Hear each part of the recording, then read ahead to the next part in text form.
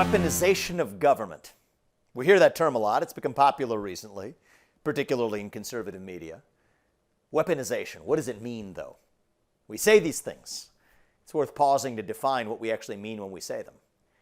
To me, this is what weaponization actually means. It means taking a neutral institution, an institution that's supposed to be not partisan in nature, but partisan political forces co-opting that institution to accomplish its own political goals. That's, I think, the heart of what we mean when we say the weaponization of or by government. There's one type of weaponization that I've been intently focused on the last few years. That's the weaponization of the private sector. The two areas of the private sector that we've seen most weaponized by political forces in the government are in the realm of communications and financial services. Let's talk about communications. Above all, the free and open internet. Government actors threatening tech companies with retribution unless those tech companies censor speech that government actors don't want to see on the internet. We saw that in spades over the course of the COVID-19 pandemic, leading up to it and also afterwards, shutting down a major presidential candidate and U.S. president, for that matter, Donald Trump, and his accounts, silencing messages you could send about the origin of COVID-19 or about the Hunter Biden laptop story on the eve of the 2020 election. That's one type of weaponization. Taking a neutral political institution in the private sector, supposedly private companies operating as private institutions, but doing the bidding of government actors who are getting done through the back door what they couldn't get done through the front door under the Constitution. Or the other type of private sector weaponization, which is in the financial sector, where government actors like California's pension fund at CalPERS or the New York State pension funds, or for that matter, the administrative state in Washington, D.C., are goading financial institutions to push environmental and social agendas that they could not get through Congress through the front door through their Green New Deal. Climate emissions caps, racial equity audits voted for in the boardrooms of companies from Chevron to Apple by large financial institutions like BlackRock, State Street, and Vanguard. Those are the two rails of our private sector, our financial services sector and the communications sector.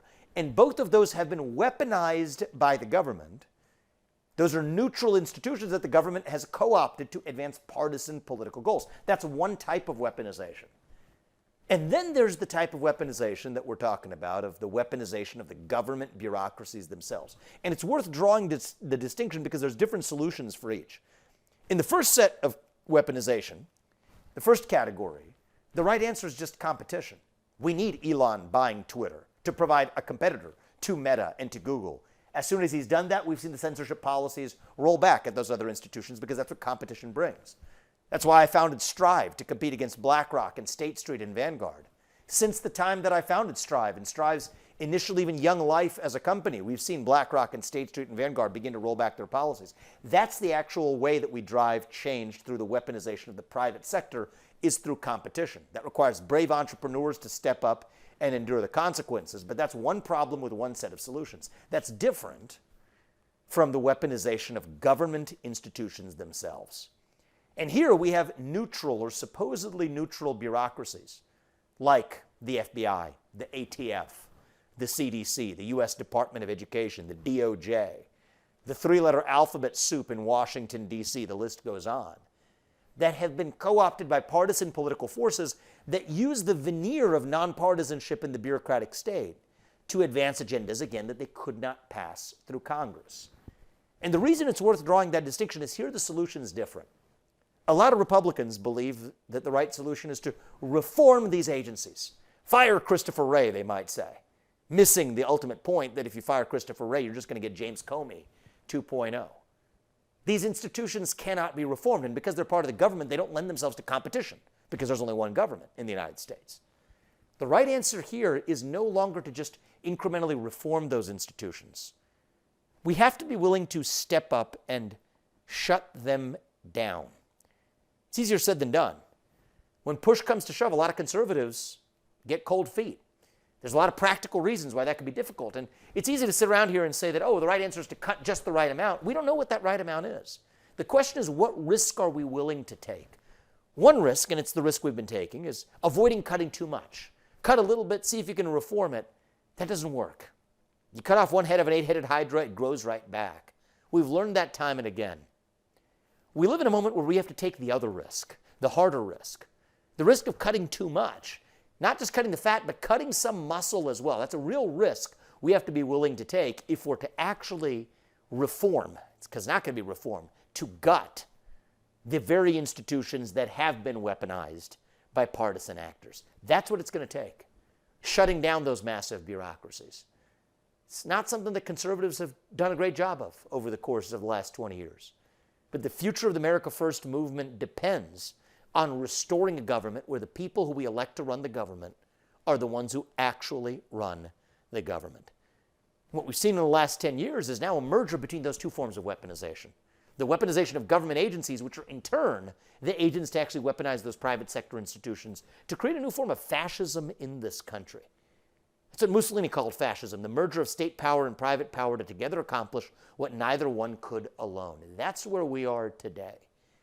We don't have many voices, even in our own movement, that have dissected what the heck is really going on there. Today, we're going to actually bring on a guest who's going to pull back the cover on what's been going on in America over the last few years, share some uncomfortable truths for Republicans, for the conservative movement, even for our own movement. He comes from within our movement, but even for our own movement, to take a long, hard look in the mirror and see where we might have missed the plot, even in the MAGA, America First wing of the Republican Party. I'm pleased to bring on Darren Beattie. He's going to come on in just a moment. With that, I'm pleased to bring in an individual who has become a friend of mine, actually. Over the course of the campaign, I got to know him. And I would describe him as filling a vacuum in the MAGA movement that I think needs to be filled, which is an intellectual beacon. MAGA movement has been a great populist movement across this country. But one of the things that I think we need in order to take this movement to the next level is an intellectual foundation of who we are and what we stand for, well above and beyond the traditional confines of the Republican Party. And one of the people that gave me that inspiration through the course of the campaign was Darren Beattie. We spoke several times offline. We've been looking forward to this conversation for a long time. And Darren, I'm excited to air some of the conversations that you and I have been having by telephone from the back of a campaign bus on my end and on the go from your end when I've called you over the last year to talk about that in the context of a longer form conversation. So welcome to the Truth Podcast, and I'm excited to hear what you have to say. Delighted to be here, Vivek. Thank you. So I thought it might be helpful first just to start with a little bit of your background. I know many people describe themselves as independent journalists, but what does that mean to you and the areas where you've been focused, and maybe even how you might describe your own political ideology, just so we can get any biases or filters on the table, and then maybe we can go into a little bit of that discussion around the weaponization of the police state. Absolutely. Well, my background is somewhat unusual in terms of its trajectory leading to the position that I'm in right now. I began my career in academia as a scholar of political theory, political philosophy. I wrote my dissertation on the structure of modernity from the standpoint of Martin Heidegger's conception of mathematics. So I went from that to teaching political theory at Duke, where I distinguished myself, among other things, from being the only non-tenured full-time academic in the country to have publicly endorsed Trump's candidacy. And I'll say the only faculty member at Duke to have correctly predicted the outcome of the election, which was even more scandalous from the standpoint of my colleagues, because you might know that in the discipline of political science, there are these sort of renegade, ghettoized folks who do what's called political theory. So we're reading Plato and Machiavelli and German idealists and so forth, whereas the quote unquote serious people are applying kind of degraded forms of practical mathematics in order to achieve some kind of predictive grasp on political outcomes. And so all of the quantitative folks ran all their models and not a single one got it right. And I, the theorist, I do have a mathematics background as a math major, but that's not what I was doing in the faculty there. And I was the only one who got it right. And that was a very scandalous thing. And I think very telling for the kind of the moment that we were in, both kind of intellectually and politically in the country. And so long story short, I went from that to the White House, where I had the great privilege and honor of writing speeches for Donald Trump. I joke that I went from my dissertation on Martin Heidegger and mathematics to my first speech writing assignment which was writing the turkey pardon speech for Thanksgiving, which was a wonderful exercise, actually. It was one of the best speeches I ever wrote, ironically enough. So it was a lot of fun. It was very engaging, but it was also very important because I viewed and continued to view the Trump phenomenon, not just Trump the man, but Trump phenomenon. There is an interesting and intricate connection between those two things, but as a real transformational moment in American politics. So it was a great honor to be a part of that, as directly as being in the White House and having some, direct influence in it as well. And so when I moved from that, I ended up basically in the media. An unlikely step, but it's one that's proven to be quite successful and I think quite important. For people who don't know about Revolver News, I would state in a nutshell, we have tried to play a role, and I think we've been successful in this, in updating conservatives and people on the right to the reality that our national security institutions are hostile to them and to America. And I think this is a special kind of exercise when communicating this reality to people on the right. I'm not sure if we talked about this in our last conversation, but I have this kind of theory of political psychology whereby people on the right, by disposition, by inclination, want to venerate just and well-functioning institutions of authority. People on the left, to be charitable, maybe too charitable, they're inclined to criticize corrupt institutions of authority. People on the right want to venerate just and well-functioning institutions. That's why there's this traditional connection between the right and law enforcement agencies, even national law enforcement agencies, certainly the military and so forth. So I thought it's a special exercise and a special challenge to help to induce the software update to the new reality, which is that these authoritative institutions, these bureaucracies, are not only not serving America's best interests, but they're actively hostile to the country and also to conservatives and a lot of patriots in particular. And I think that has been the common thread throughout various thematic reporting that we've done on January 6th, which is well known, on color revolutions, on COVID, you name it. That's the internet censorship. We were one of the first to do a major piece, actually calling for Elon to acquire X when there was no public conversation about this whatsoever. So that's the common thread throughout our reporting. And I think that the success in our doing that is that now more or less this idea is simply in the air. Many people are talking about it to the point that some are, just it's almost an assumption now. There's still some education to be done, but I think compared to where we were even in 2019, 2020, this general thematic update has occurred with pretty surprising and welcome efficacy. So that's sort of where I am now at Revolver News, which I run. Yeah. Now, I think it's a particularly interesting project because you've isolated a rift in the current Republican Party establishment, and I think in the current conservative movement, that as I take it now, we're having this conversation in the spring of 2024, it's unresolved. And I do think that on one hand, we are a party and a movement that calls for the restoration of law and order in the country, that broadly tell police officers, I say such things, that we have your back at the local level in a way that they don't feel that they actually have from the public at large to be able to combat the crime wave we're seeing across the country. And yet, on the other hand, experiencing the ways in which that institution of prosecutorial power and police force, particularly at the federal level, has been corrupted in a way that is hostile not only to conservatives, but hostile to the American way of life, the belief that your political ideology should have nothing to do with whether you're prosecuted. And when you and I spoke I think one of the earlier long conversations we had, I remember I was in the back of a bus in Iowa and in a rush between one campaign event to another. And you said something that caught my attention, and I hung out in the back of that bus. You made me late to one of my speeches because I wanted to finish hearing what you had to say. But the expression you used was, it's something that goes back a long time, the ugly underbelly of the relationship between law enforcement and the criminal actors who they supposedly are regulating. And that fascinated me. And there was a lot to that conversation having nothing to do with January 6th. I mean, this is years before January 6th that we're talking about.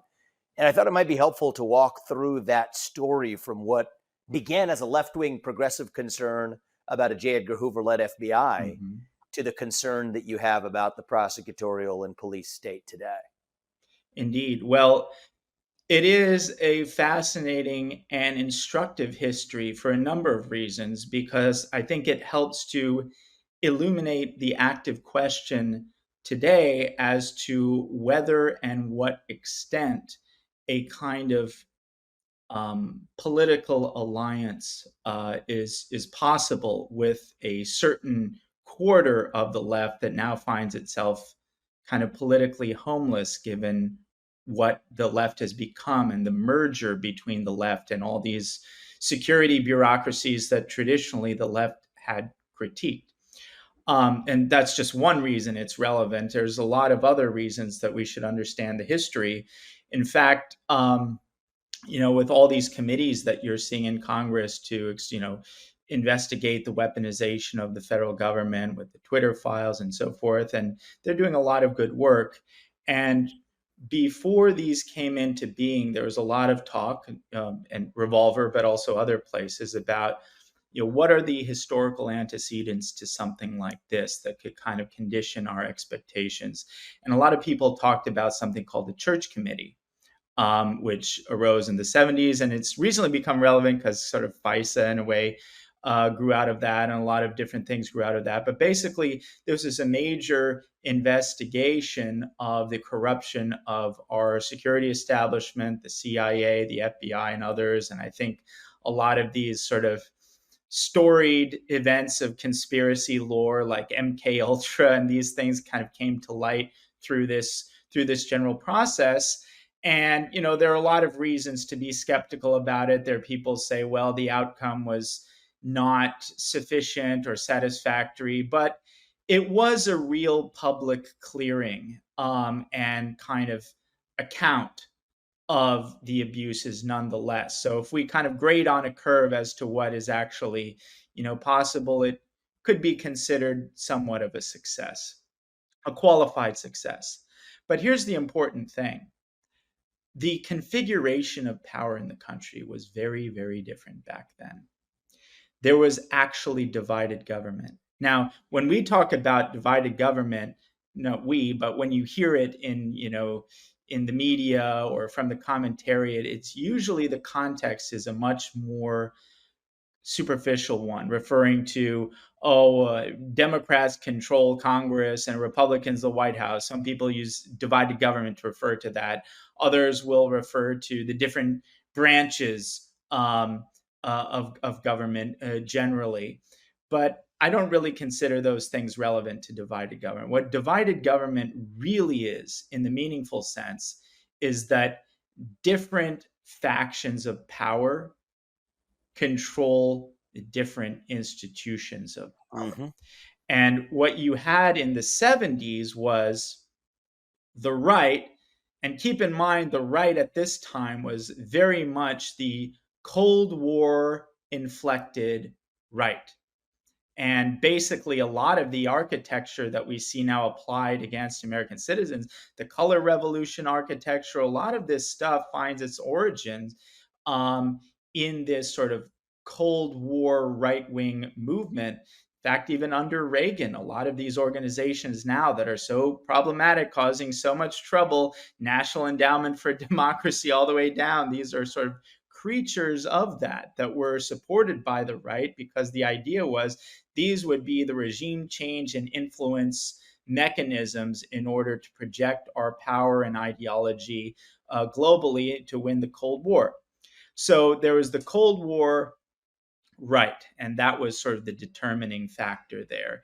And so the military, of course, the intelligence agencies, they were, it gets more nuanced the deeper you look, obviously, but in a certain general sense, you can say they were friendly to that Cold War right, if not part of it. So, and those are powerful institutions, as we now know, because they're directed against us.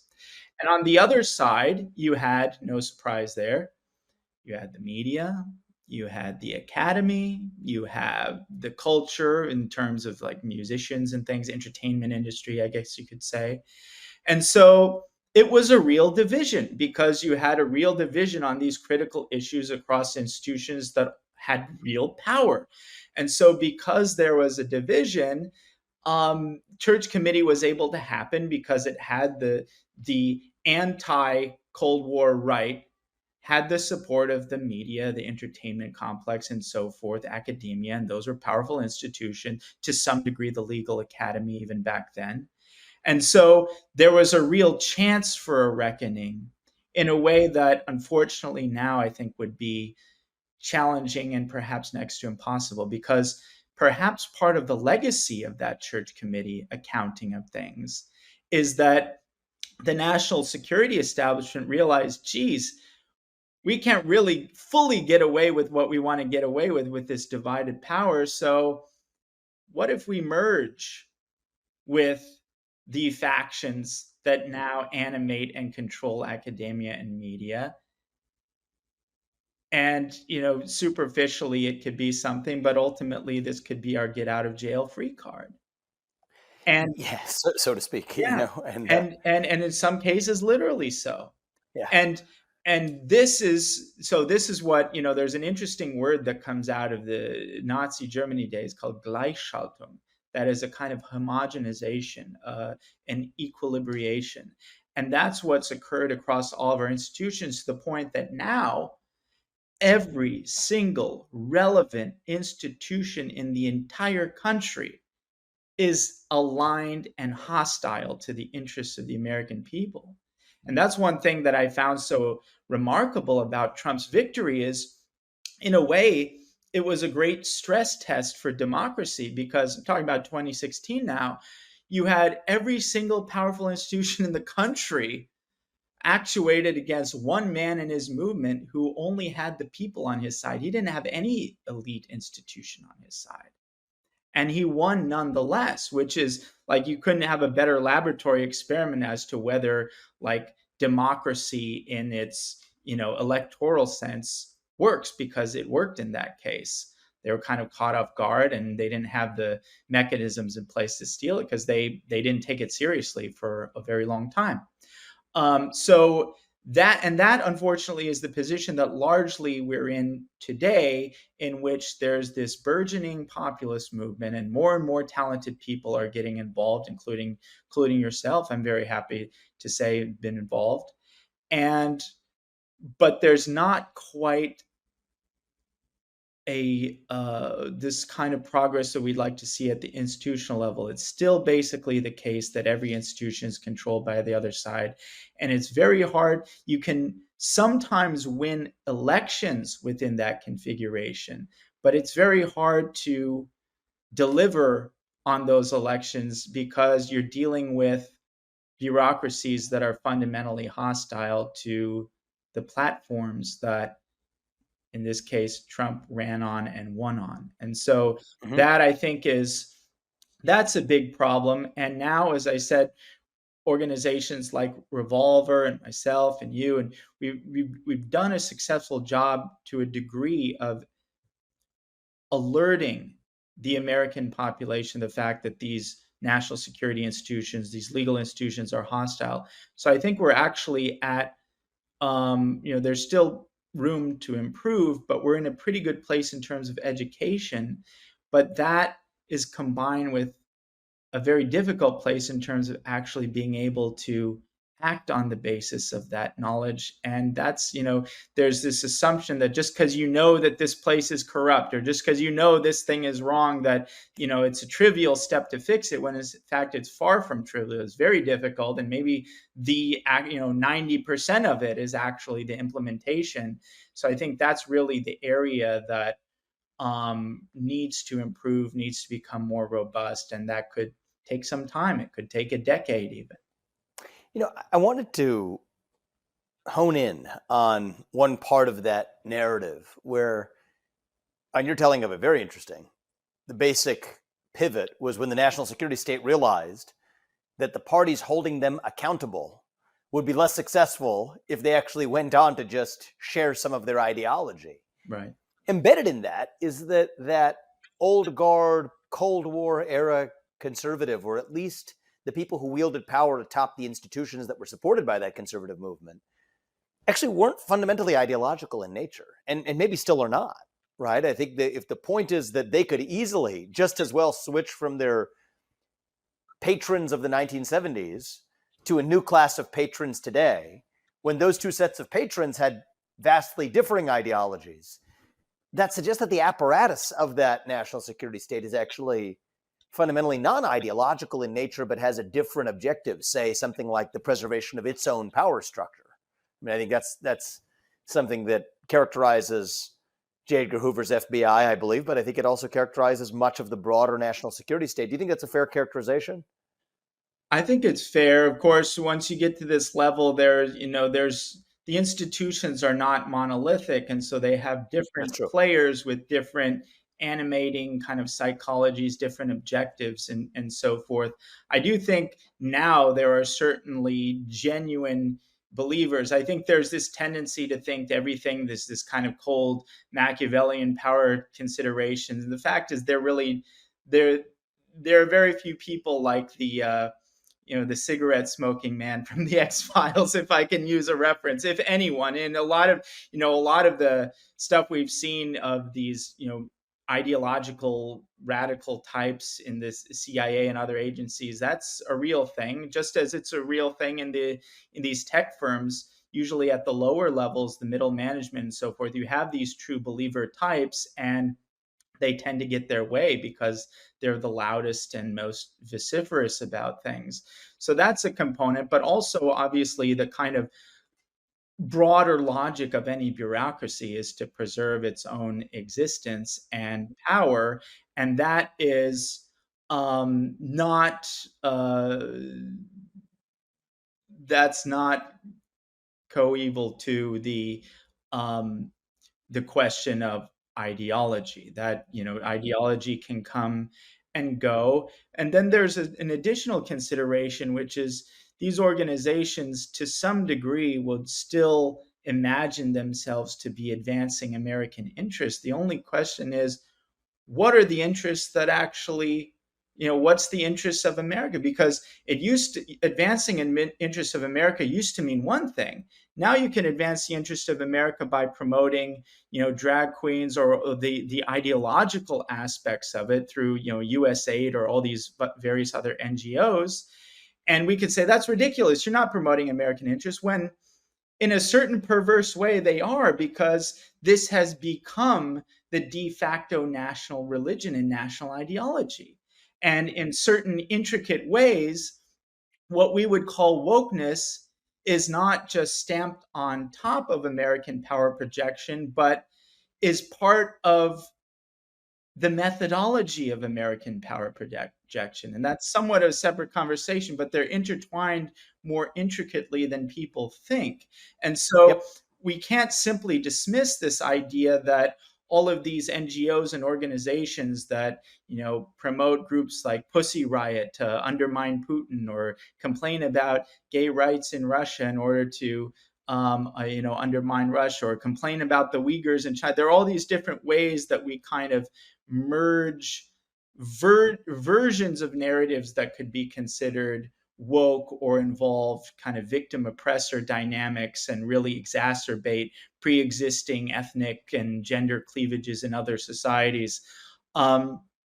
There is a ready-made ideology to do that, and it's surprisingly effective. And it's not just effective here, it's effective overseas, and it's become a part of the way that we project power, both deliberately and inadvertently, just through the cultural production process that exists in the country.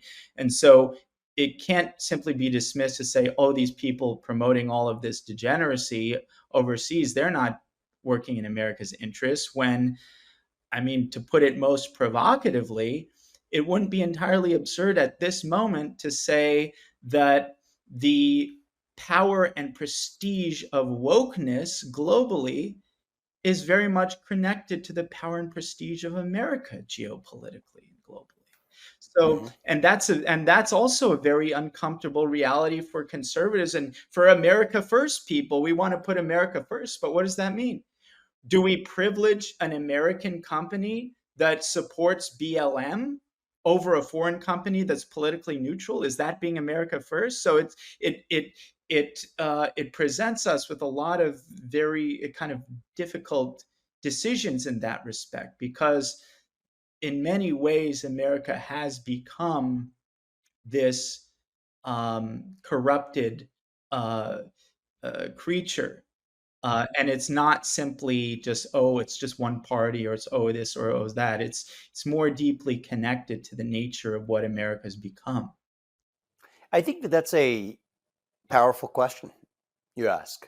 I think a lot of people would have a tough time answering that question. Does America First include supporting an American company that's fundamentally hostile to American values versus a Western European or South American or whatever different company that actually adopts politically neutral principles and provides products without politics attached to it?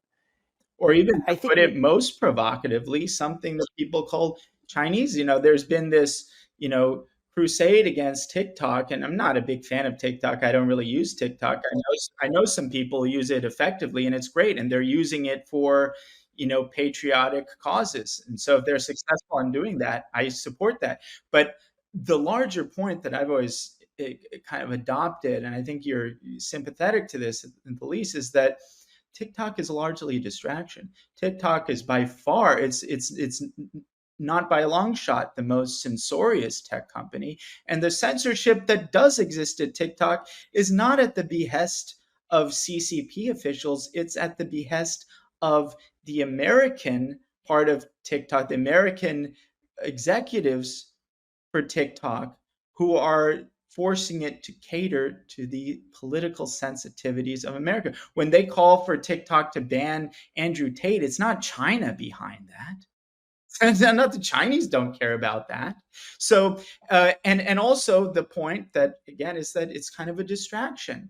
TikTok is an easy target because no politician is willing or really capable of going after Google, because it's too big to fail. And most importantly, it's too deeply interconnected to our own national security structure, to our own capacity for soft power projection overseas.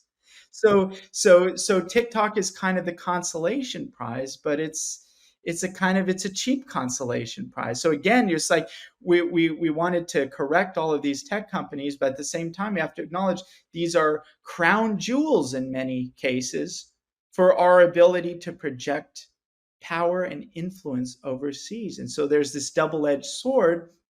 And whether unfortunately or not, many conservatives, most conservatives who may even be genuinely concerned about the speech violations, always end up deferring to the ostensible national security imperative when it comes to these tech companies and really anything else. Mm-hmm. I think there's a really, I would say, powerful and disheartening point embedded in there, which is that actually the reason we're not going after Google on the same kinds of concerns that allow for conservatives to go after TikTok is that Google is too embedded into the national security infrastructure of the United States. And it has, what was the German word, Gleichschalten, you said? Right. Homogenization has already taken place in a way that makes it very difficult to make it a target. Right. Or to put it in the terminology of America First, Google is American and TikTok in some way it's not.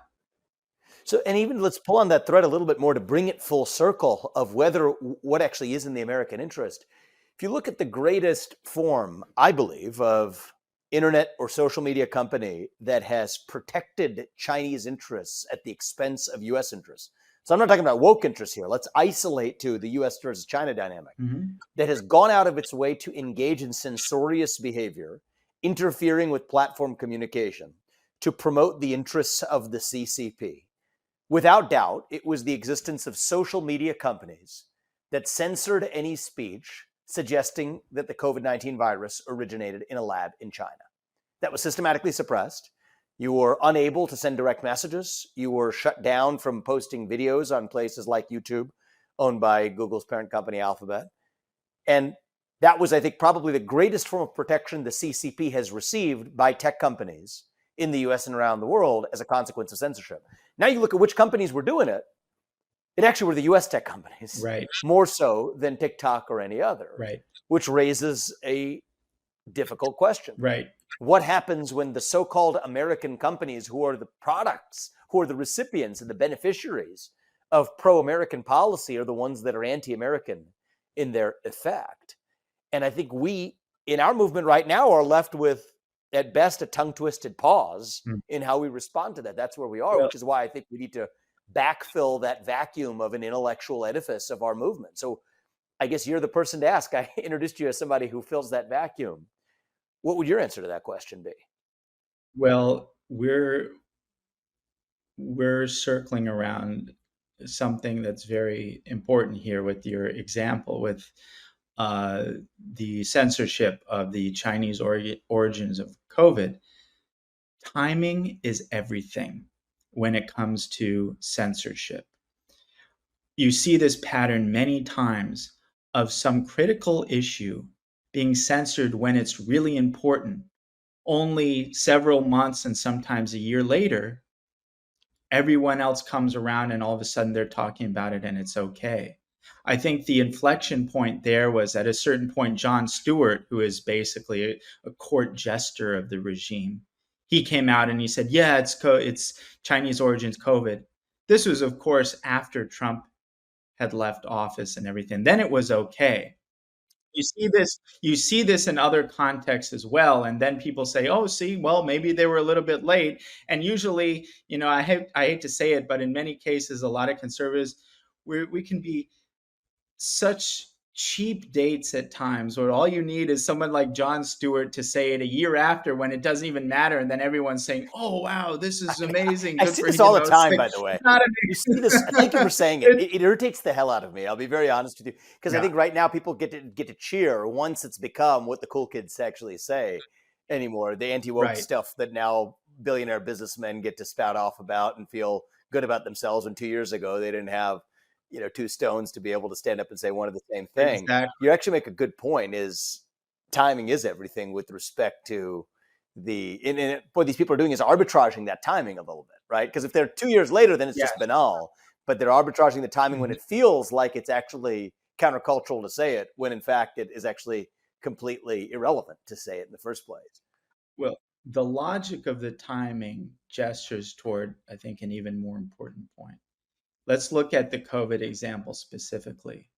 Why you would think, here's another thing, maybe it's a slightly contrarian view. I think that largely the entire institutional apparatus across all the institutions that I mentioned, they're largely on board with the inevitability, if not the desirability, of a new Cold War kind of with China, a soft Cold War with China.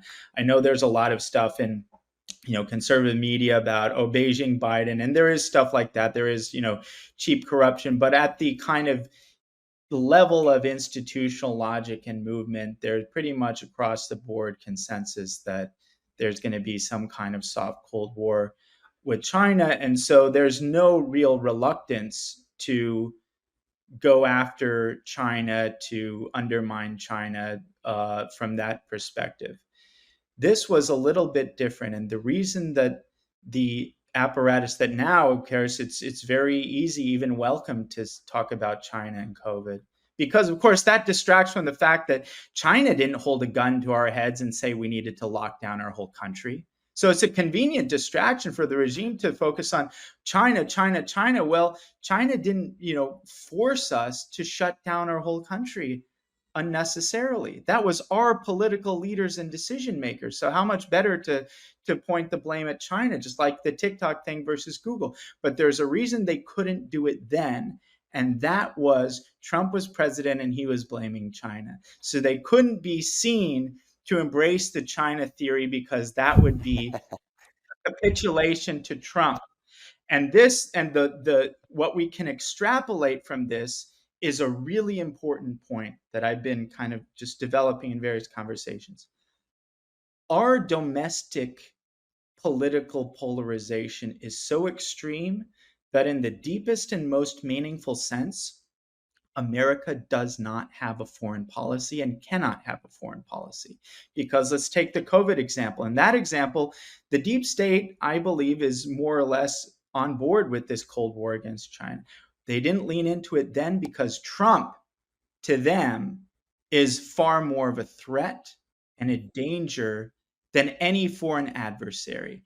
And that is actually something that I can agree with, because I think that the the left, or maybe another word is more appropriate, but the corrupt elements that run the American regime are more of a threat to Americans than any foreign adversary. And so foreign policy is secondary to that underlying and frankly unfortunate reality that is the animated dynamic of our political moment now. You see this in Brazil, in the Brazil elections. You had Lula, who was very friendly to China, and geopolitically, there are countless reasons that Lula is far worse for the United States than Bolsonaro would have been. Mm-hmm. And yet, the cultural affinity between the Bolsonaro movement and the Trump movement meant that our national security apparatus not only was not supporting him, but actively went against him. Again, we see an example of the domestic political dynamics superseding what would objectively be geopolitical interest. The same thing with Russia, the same thing to some degree with Israel, Palestine. All of these foreign policy things don't have any independent force in terms of what is the American interest. They're simply projections and proxies that emanate from these underlying and actually meaningful domestic political divisions. So that's that I think is a very interesting point that emerges from the example that we discussed about COVID. But it's not unique Even to our that. You posture with see it respect to Russia, and I want to think about your China point. I'm probably naturally more inherently cautious and concerned about the CCP's level of influence over the United States than perhaps you are. I don't know. But regardless, I think the more important point is, it's an interesting one, is that is it even possible for America to have a foreign policy in a world in which our own domestic polarization and domestic enemies, you could look at it from either vantage point, are a greater threat to the country than any foreign threat could be? I just want to extend that, though, for a second to maybe draw one further implication of that. If that's also true in Brazil, and that's also true in Italy and France and much of Western Europe, right? I think in a certain sense, you could say that's true for any country that has that level of domestic polarization, that has a deep divide between the people who control the institutions and levers of power, and that's disconnected from the great uprising of everyday citizens. And their foreign policy as well may just be a projection of their domestic divisions. Maybe that just redefines what modern foreign policy is, except the actual countries that are run as autocracies don't actually suffer from that same dynamic. And so you have sort of a split world, if your theory is right. And I want to think about it a little bit more, but just to play it out for a second. According to your view of the world here, it's an interesting theory. The United States or multiple other deeply divided Western democracies cannot have a coherent foreign policy if their foreign policy is nothing more than a projection of domestic political divides.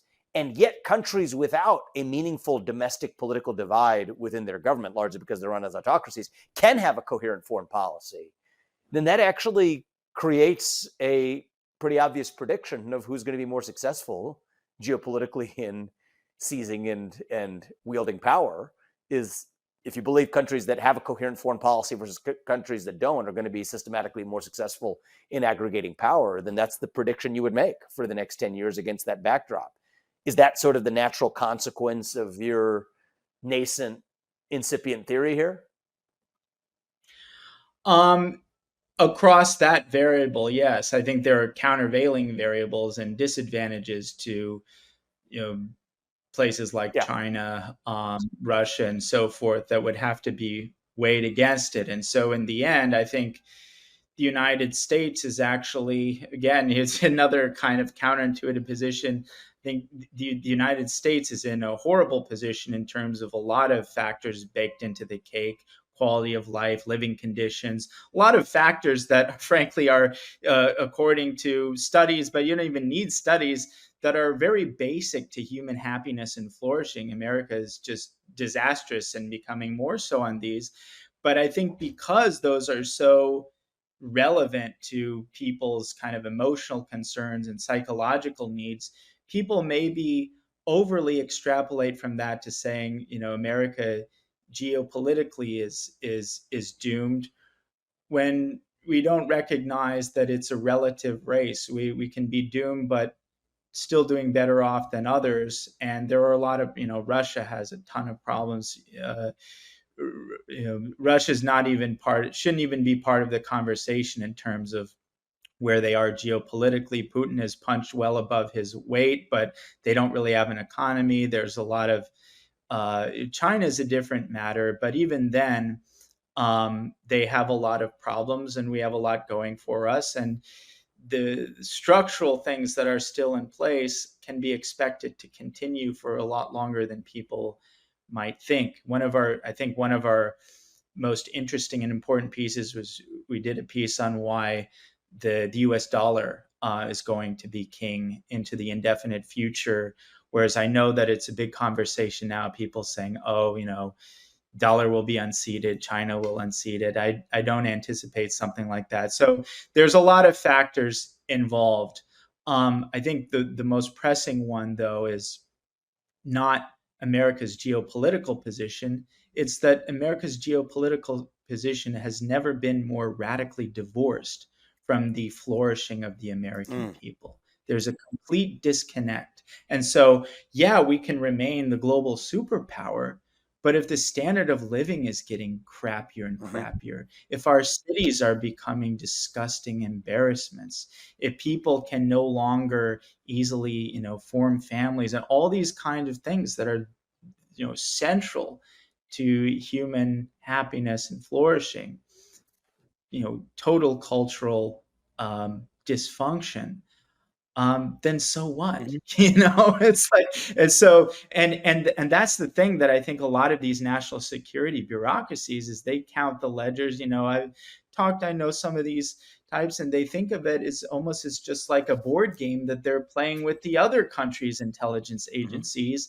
And they're using terms like "we" as though they're very narrowly defined and usually just unfathomably stupid definitions of victory translate into meaningful victories for the American people. That's one of the best lines from Trump's first inaugural, is that their victories are not our victories, and that remains the case. Well, I have a feeling I know where one of those lines may have come from. If we're talking to did you write that speech? Yeah, that one wasn't me. I wish I could take got it. credit, but it's a Yeah, great one. I think that's actually a good place to move to. I think the central topic at hand then is America First was born as an ideology that responds to this state of affairs. I think that we still have lacked a clear statement of the ideology of America First itself. I think we are at least making room for improvement there. So against the backdrop of the state of affairs you've laid out, that disconnect of our geopolitical position never being more divorced from the actual state of the country, that lays the backdrop for a statement of MAGA or America First ideology. Maybe I'd love to open the floor to you to provide your vision of what that actually is, what that actually should be. What is that North Star of what the alternative now looks like?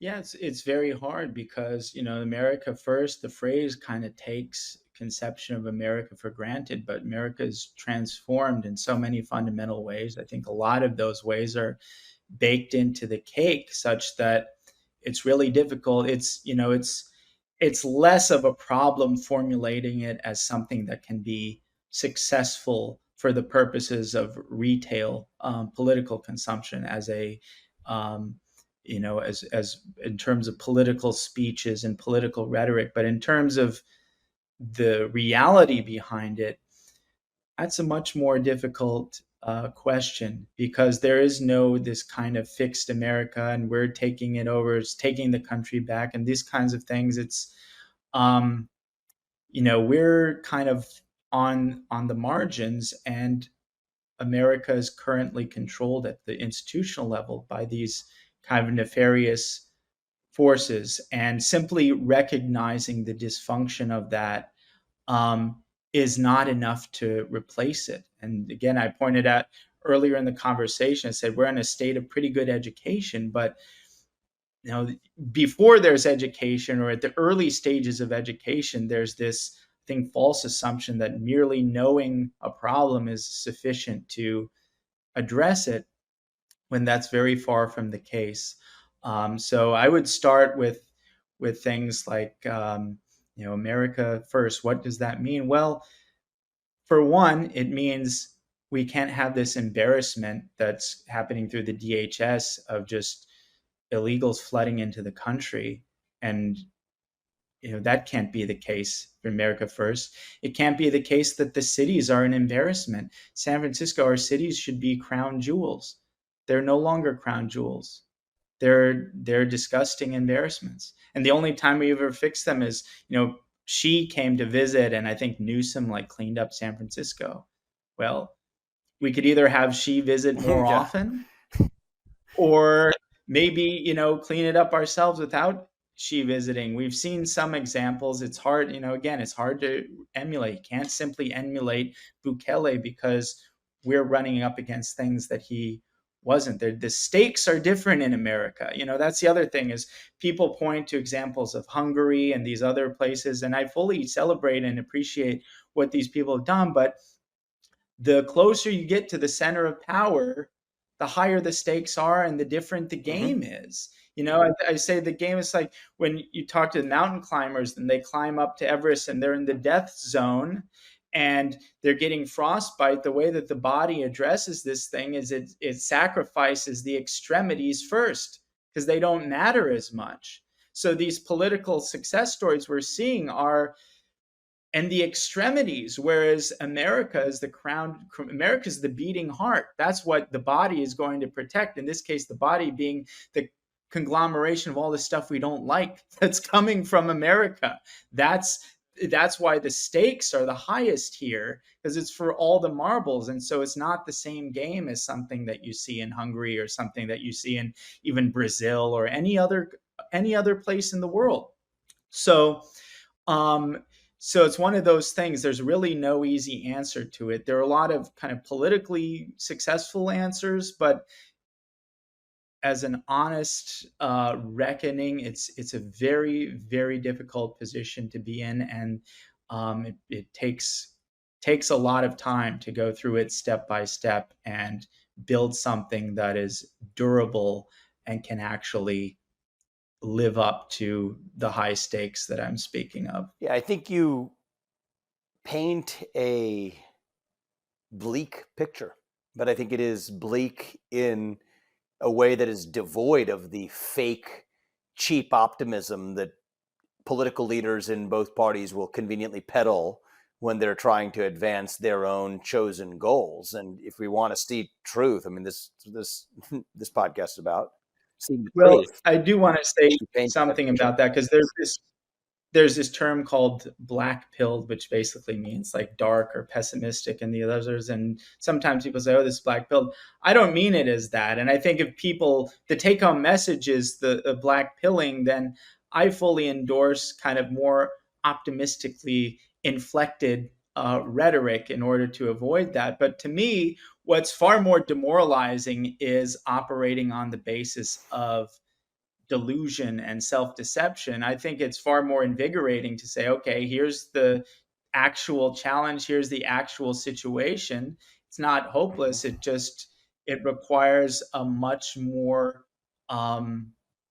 a much more profound kind of effort and response that is not simply a matter of, oh, we win this election, or oh, we do this, or oh, we do that. It's it's a big challenge, but it's kind of a worthy challenge. So the effect on me of all these things is not a demoralizing one, and I wouldn't want it to be to others. I think it's very demoralizing to hear a lot of the kind of the fake stuff of, oh, all we need to do is this, and then we're done, because then we're living in a world of fantasy. No, And that's to me very I think demoralizing. there's a difference between seeing a bleak picture and being demoralized by it.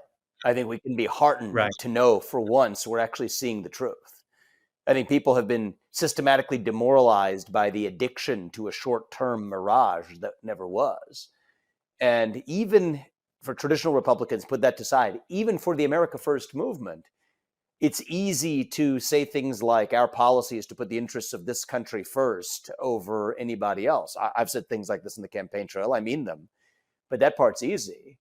The harder part, which you call for in this conversation, I've said it as well, is to put America first. We have to really understand and maybe even redefine what America is.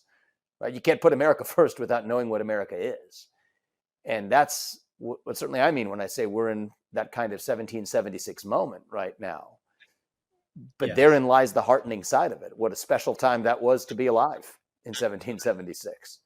So if you're alive in the spring of 1776, you probably saw a pretty bleak picture too. But as we look back at the spring of 1776, there might never have been a more special time to be alive in the history of this country, dating to the predecessor months to its rise. And so that's the kind of moment we live in today. And the bleak picture we see need not be a reason for discouragement, but maybe a reason for actually revival. So I think that's why you're going to be just the beginning. I know you were a speechwriter for President Trump, and a lot of the messages that he delivered were messages that you developed. But my prediction and hope is that your voice in this movement and in the future of our country is really still in its infancy. And so keep speaking that truth unsparingly. And you know what? Even people in our own movement may at times find your words or your voice landing oddly on their ears. I think that even some of the things you said in this conversation may puzzle and befuddle some of the folks in our own positive nationalist movement, but I encourage them to listen to it carefully, to try it on like a set of clothes and see if it just might fit in a way that you might not have expected. And we're going to have to see the truth if we're actually going to rediscover what America is. And you're a key part of helping us do that, Darren. So thanks for taking the time, and I have a feeling we're going to be talking again before long. Absolutely. Thank you so much, Vivek. It's been wonderful. Thanks.